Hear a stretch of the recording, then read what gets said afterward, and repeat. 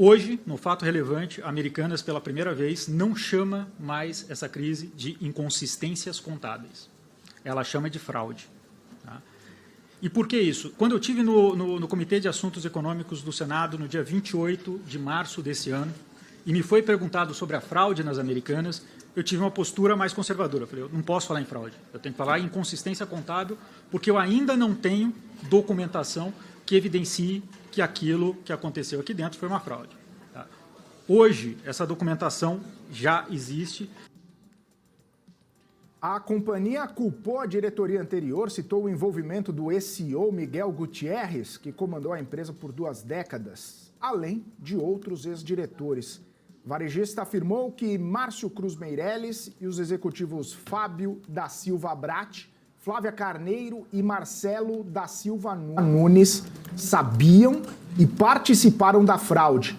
Fato relevante publicado nesta terça-feira, Americanas afirmou que foram identificados diversos contratos de verba de propaganda e incentivos comerciais artificialmente criados para melhorar os resultados operacionais, como redutores de custos, mas sem a efetiva contratação com fornecedores, no valor somado de 21 bilhões e 700 milhões de reais.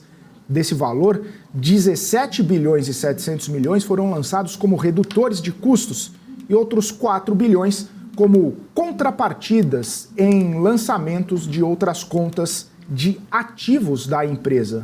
E os documentos que foram entregues pelo diretor-presidente da varejista à Comissão Parlamentar de Inquérito revelam que existiam 2 contabilidades na companhia. Uma com uma visão interna, onde apontavam prejuízos de 1,966 bilhão de reais em 2021 e outra ali, trazendo um balanço divulgado ao mercado, no qual apontava um lucro de 421 milhões de reais em 2021. Havia também uma planilha apontando lucro em 2022, enquanto na planilha interna o prejuízo passava de 1 bilhão de reais no ano passado. A fraude ao longo dos anos soma ali cerca de 20 bilhões de reais.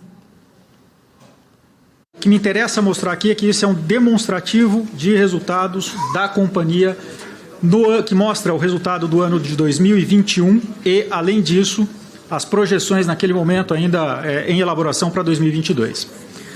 Notem que nesse primeiro slide aparece o nome Visão Interna.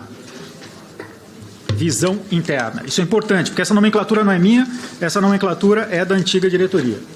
Dentro disso aqui eu quero ressaltar, na linha a terminologia em inglês é o EBITDA, o lucro antes de juros, impostos, depreciação e amortização, tá?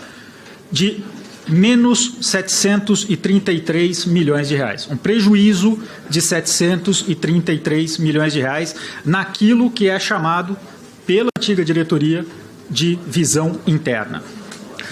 Na sequência, esse mesmo arquivo anexado àquele e-mail que eu mencionei a Vossas Excelências, apresenta algo chamado de visão conselho. E eu quero chamar a atenção para a mesma linha, nos mesmos tempos da visão conselho.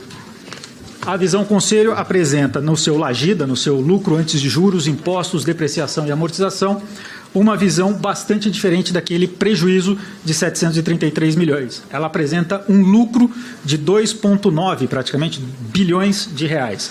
Ou seja, entre a visão interna e a visão conselho, criou-se 3,5 bilhões de resultado. Tá? A fraude das Americanas é uma fraude de resultado, portanto. Quando a gente fala em risco sacado, quando a gente fala em VPC, que é o termo que está dentro do fato relevante de hoje, esses são instrumentos usados para essa fraude. Mas essa é uma fraude de resultado. A gente vê aí o CEO da empresa falando especificamente em fraude, inclusive trazendo documentações financeiras que comprovam todas as mudanças no balanço da empresa, justamente para justificar ou maquiar toda essa alteração que ele chama de fraudulenta. Inclusive, um dos documentos entregues por Leonardo Coelho Pereira, que é o diretor-presidente da Americanas, revela que o antigo diretor financeiro da companhia, José Timóteo Barros, tinha afirmado em mensagens que a empresa não poderia mostrar para o conselho e para o mercado nada acima de 3,3% ou 3,5% de alavancagem. O documento mostra o receio de serem descobertos. Diz que se houver qualquer alteração ou maior alavancagem do que 3,5%, vai ser uma morte súbita.